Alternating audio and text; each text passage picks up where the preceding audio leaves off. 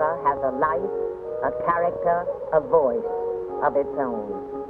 Since the dawn of history, rivers and fertile river valleys have spawned and nurtured vigorous civilizations. The Algonquin Indians named their river Connecticut.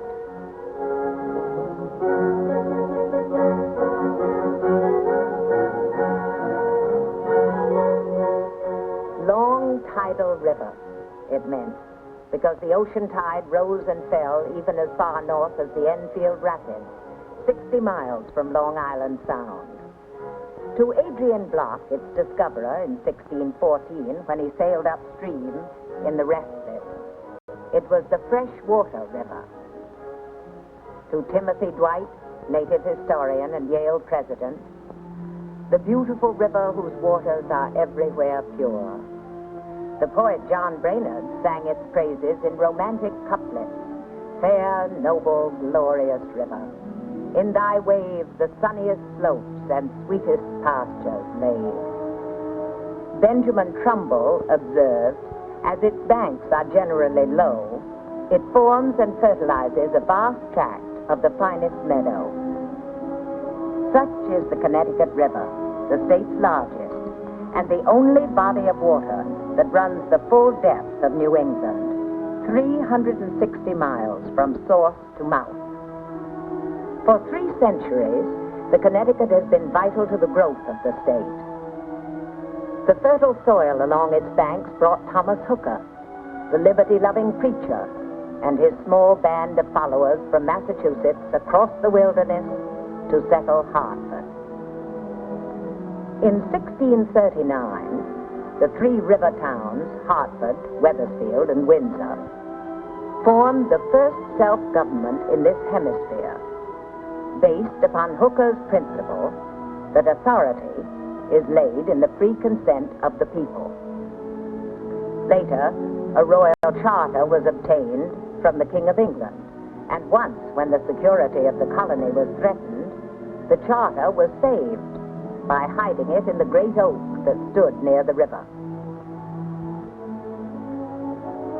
The river was also the highway for trade with other colonies and with the West Indies.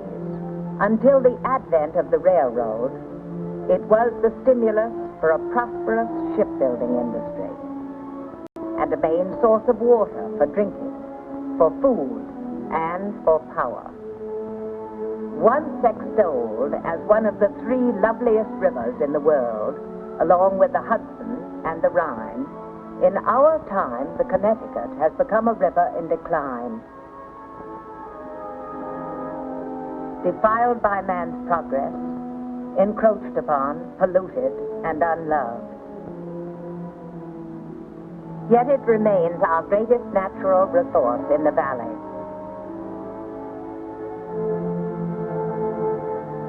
With countless creeks and coves to intrigue the modern explorer. Uniquely, it is a river with no city at its mouth. The main reason is the Saybrook sandbar, sand and silt collected over the centuries by the conflux of the river current and the ocean tide. From earliest times, this bar has been a hazard to navigation and the despair of Yankee traders. Here is Jeremiah Wadsworth, the best known of them.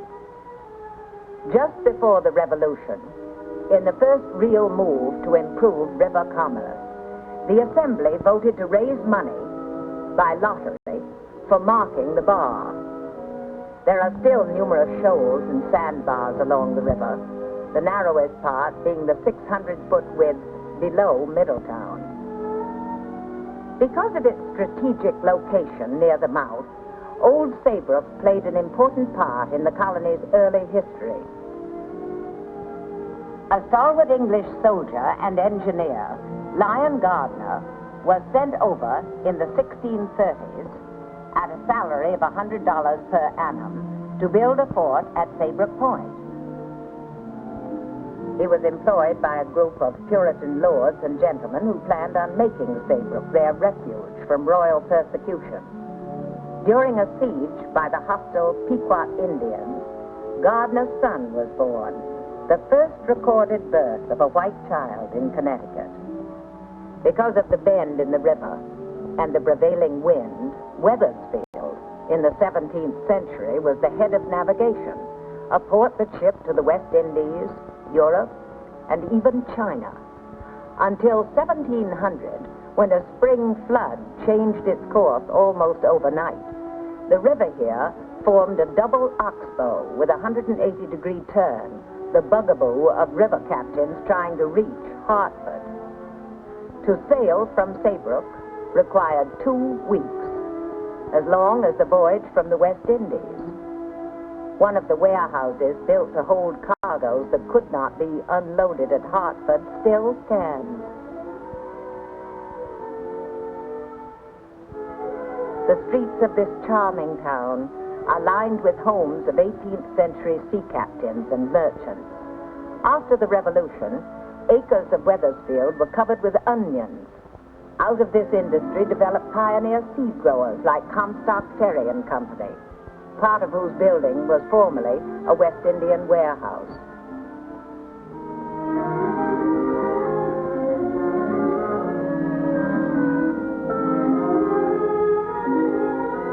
From the steeple of the Congregational Church, with its Christopher Wren spire, John Adams, in 1774, paused to gaze over the river valley, which he called the most grand and beautiful prospect in the world.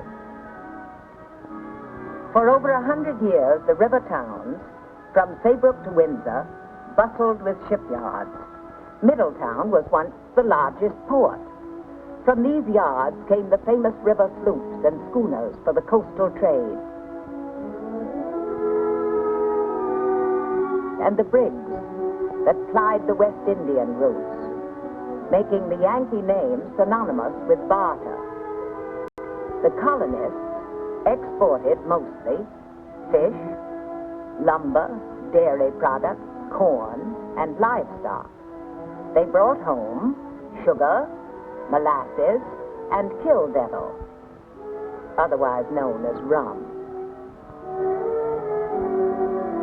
Shipbuilding was once the leading industry of Essex, now the loveliest and safest harbor for pleasure boaters who voyage up the Connecticut. The first ship of the U.S. Navy, the 24-gun Oliver Cromwell, slid off the ways here at the start of the Revolution. In the War of 1812, the British boldly invaded the river, set fire to the town, burned 23 ships. The Dauntless Club was originally the home of the Hayden family, who built the Oliver Cromwell. Later, it became a seaman's tavern in which American soldiers hid during the British attack. Now, all manner of seagoing craft, except warships and privateers, anchor in these quiet waters. A once famous Connecticut industry, sandstone, now lies abandoned just east of the river at Portland. As early as 1650, Portland brownstone was quarried for building purposes. And 200 years later, 900 men worked here. The brownstone houses in New York owe their faces to Portland, the material being shipped in sloops and schooners that were locally built as stone carriers. An outstanding example of Portland brownstone is the Civil War monument in Hartford.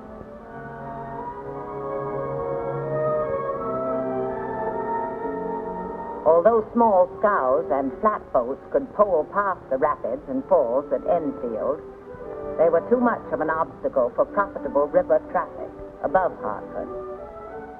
The falls did provide cheap power for the local textile and paper mills, like Dexter, one of our oldest industries. Hartford's adventurous merchants formed the Connecticut River Company to complete the river improvements by constructing a canal and locks at Enfield in order to permit vessels of 70 tons to circumvent the falls and continue upstream to Springfield and Holyoke. Finished in 1829, with the help of Irish immigrants, the canal is 5½ miles long and 70 feet wide. It has 4 locks. The first river in this country to be so improved. Yet the coming of the railroad and the opening of highways doomed the canal as a commercial venture. For nearly 2 centuries, there were at least 15 ferry crossings from Saybrook to the state line. The ferry was the sole means of getting across the river.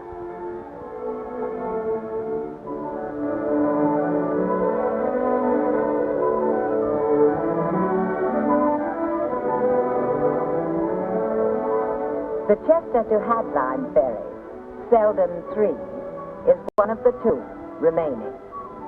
Originally known as Warner's Ferry, Warner presented it, it was then a sailboat, to his son as a wedding present, with the stipulation that if he earned more than $30 a year in tolls, the excess must be returned to his father. When a traveler wished to cross, he blew on a tin horn attached to a large maple tree near the landing. The ferry ran all the year, unless the ice became too thick.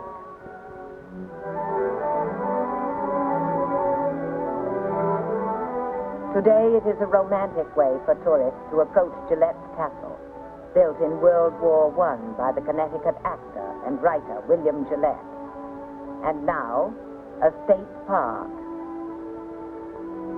The oldest ferry still in use in the United States, dating back more than 3 centuries, is the little tug and barge going from Rocky Hill to South Glastonbury.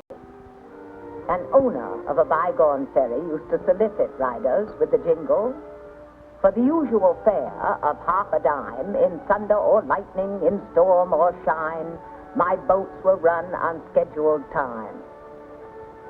Today, these 2 ferries transport 70,000 passengers and cars every year.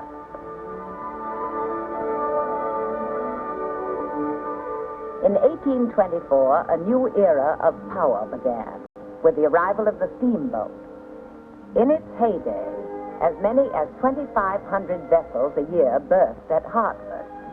Charles Dickens once took a river trip from Springfield to Hartford in a small steamboat, which he described as having about half a pony power.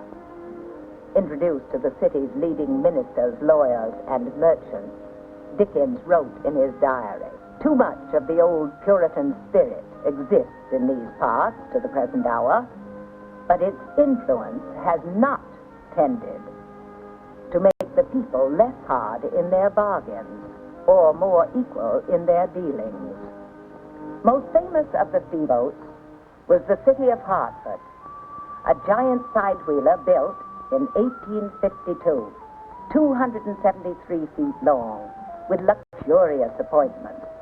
Near the Hartford docks, the brash Sam Colt built his firearms factory, topped by the Islamic dome, the gift of a grateful Turkish sultan. Another well-known landmark on the river is the recently restored Goodspeed Opera House at East Haddam, a popular summer resort in the 1870s. Merchant, banker, shipbuilder, hotel keeper William Goodspeed erected the hall across from this hotel to cater to the carriage trade, arriving by steamer from New York. The scene on the drop curtain, painted for the grand opening in 1877, depicts the famous side-wheeler State of New York, the last and most elegant of its kind. Ironically, she ran aground and sank 4 years later at almost the identical spot shown. His shipyard, the largest of any river town, was located just south of the Opera House. During the Civil War, it delivered to the Navy in only 90 days the steam gunboat Kanawha. But the railroad whistle had long since sounded the death knell of the steamboat, and her last trip was made in 1931, bringing to a close 3 centuries of dependence upon the river as the main artery of trade and travel. Today, there is nary a landing place for a single pleasure boat. A few old pilings and bulkheads, like ancient ruins, give mute testimony to what used to be, and the dikes shut out any river view. Behind them has risen a glorious new city skyline and a maze of superhighways, but the river has been forgotten. Past the Buckley Bridge, there is no channel and scarcely enough water for a rowboat during the summer. The nearest that yacht can anchor is in Wethersfield Cove.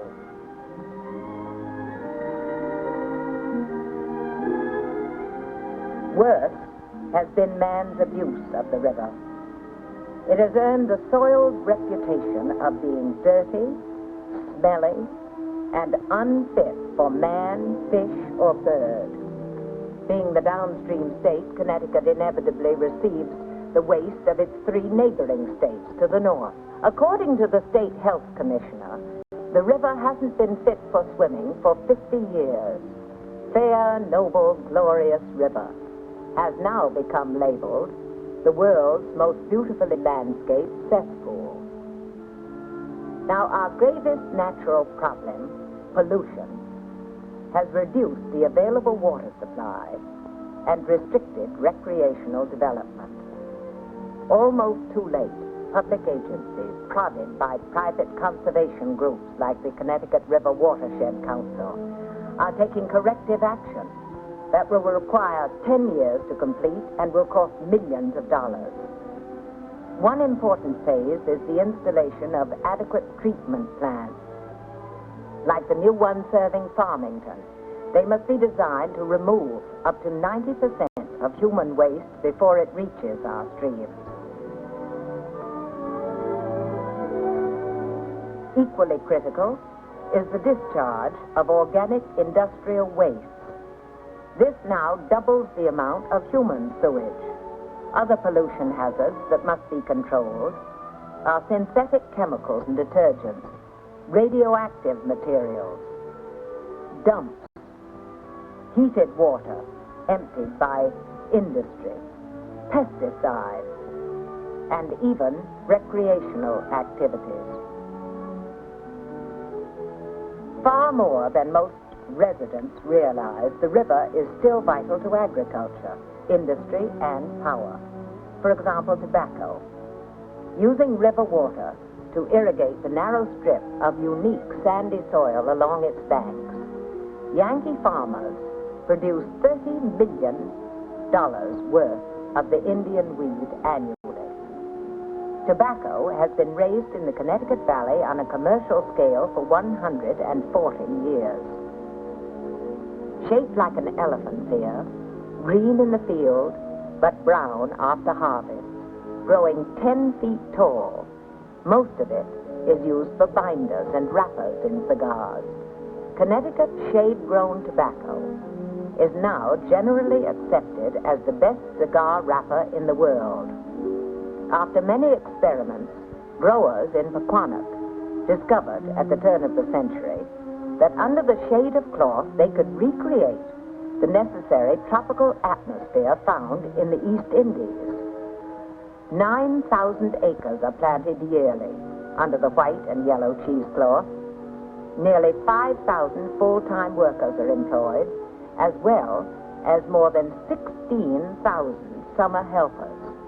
In large barns or curing sheds begins the 8-week drying process.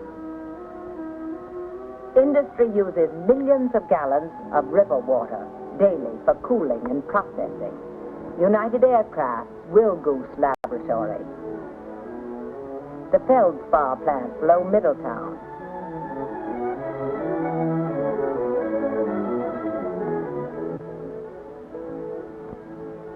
the Hartford Electric Light Company power station nearby. This coal-fueled plant now generates 6 times more electricity than when it opened in 1953. The need for power by the people of Connecticut, who will soon number 3 million, is almost insatiable. To satisfy this, several New England utilities have formed the Connecticut Yankee Atomic Power. At a cost of $100 million, they are now building the state's first nuclear power facility at Haddam Neck. For cooling purposes, 372,000 gallons of water will be discharged every minute into the river.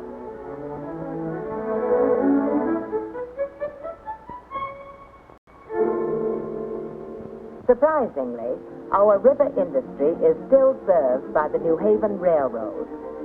The Valley Line from Middletown to Essex operates twice weekly. And one clear fall day, we bought a ticket at the Middletown Depot, met the crew, and climbed aboard. The little freight train traveled close to the river over a bed that has become so bumpy that the maximum speed limit has been reduced to 20 miles per hour. But from the diesel cab, we saw a unique panorama.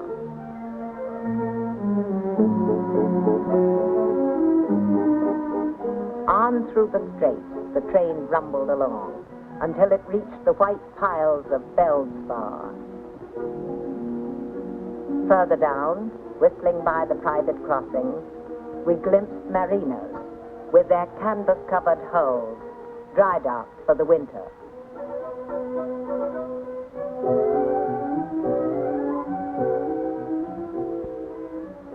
At Deep River, the engine was reversed.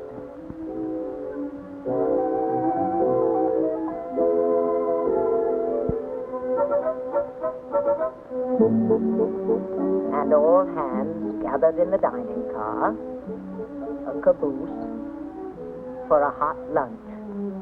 Then, the return journey home over the single track in the soft light of an autumn afternoon.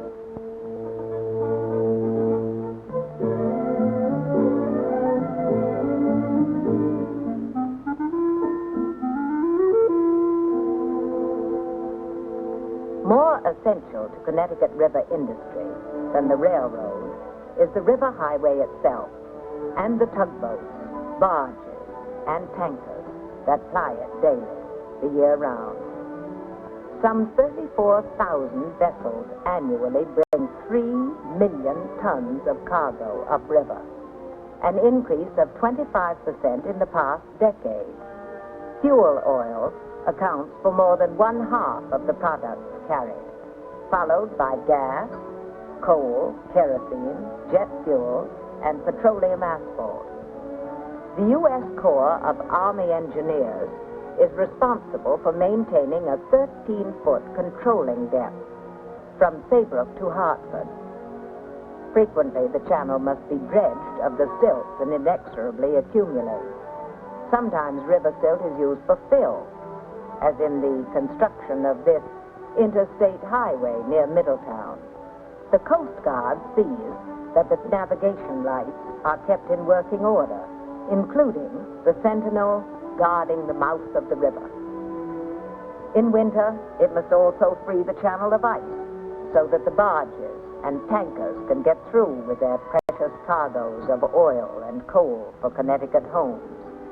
Several times, icebreakers like the Mahoning must be dispatched from New York. With the snow falling hard and storm signals flying from Eastport, Maine to New York City, we boarded the tug at East Haddam. Under the command of Captain Miller, Mahoning is 110 feet long. With her 8-foot stainless steel prop, she can easily slice through 2 feet of ice. On this stormy morning, ice 4 inches thick had formed in the river at various points, and we set a course upstream to clear a passage. She crunched along with an occasional shudder of her hull. Once or twice, her 12-foot draft caused her to scrape bottom.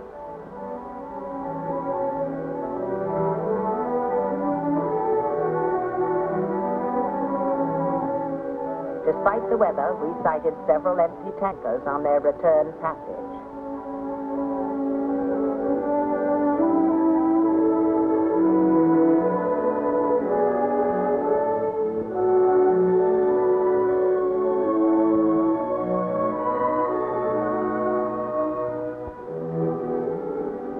The thickest ice is usually found between Goodspeed's Landing and Gildersleeve, above the Middletown Bridge, where the channel is especially narrow. In addition to keeping the channel open, Mahoning tries to prevent blocks of ice from building up at the sharp bends and to free vessels that have become stuck. A leading conservationist, William White, says, I quote, "With the explosive growth in boating that is ahead, the river is going to become a great recreation highway," unquote. New roads and bridges are providing more access to the river. Already our state has 100,000 pleasure craft. Boating is recognized as the #1 family sport. Along the river are 10 public launching sites, with more to come.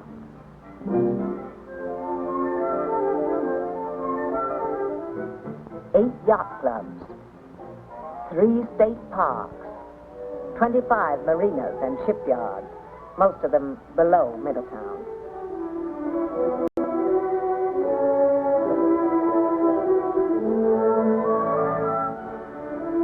Fishing the Connecticut and its tributaries for bass, perch, herring, shad, and other varieties is happily on the increase, although no longer to salmon populate its depths. In colonial times, they were so plentiful that bondservants could not be fed salmon more than thrice weekly. Over 100,000 shad a year are now caught, a multi-million-dollar investment for commercial and sports fishermen. There are encouraging new signs of the river being used for the sports and pleasures of yesteryear. Trinity College crews once again row and race between Buckley Bridge and the Canoe Club.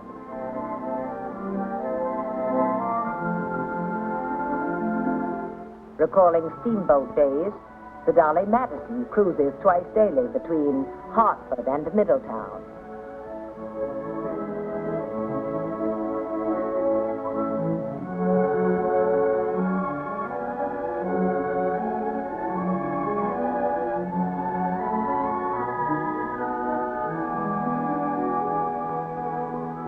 The Holly out of Essex gives landlubbers a look at the watery secrets of Selden's Creek.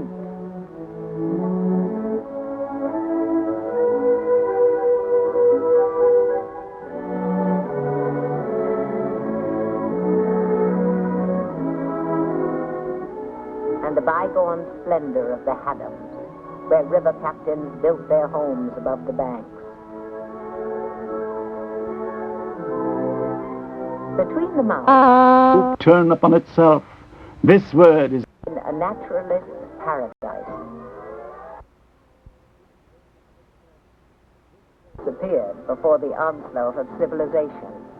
Here, washed twice a day by salty tides, the muskrats scamper through waist-high grasses and bulrushes.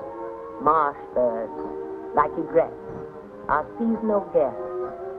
Sometimes they hatch their young. At least 16 species of fish feed here, as well as wild swans. For protection, the state has been acquiring key parcels of wetlands in the lower river, but man cannot cease his encroachment. An ancient writer held that the same man cannot step twice into the same river, because both change. So too have the Connecticut and man's use of it changed. No longer is its water, in Timothy Dwight's phrase, everywhere pure, potable, perfectly salubrious. It has also been said that a river, like a woman, is all the things she has ever been.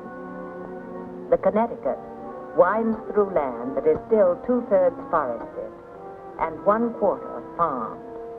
Despite abuse, despite neglect, its banks are relatively unspoiled.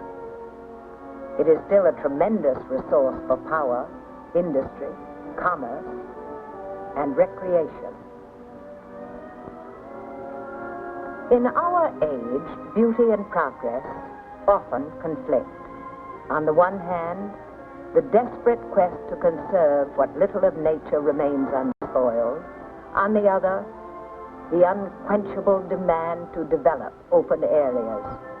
The challenge for Connecticut is to balance these needs so as to preserve the last beautiful river for us who have despoiled it, for our children who must someday again drink from its life-giving flow. Then we can say that ours is, in biblical words, a pure river of the water of life, clear as crystal.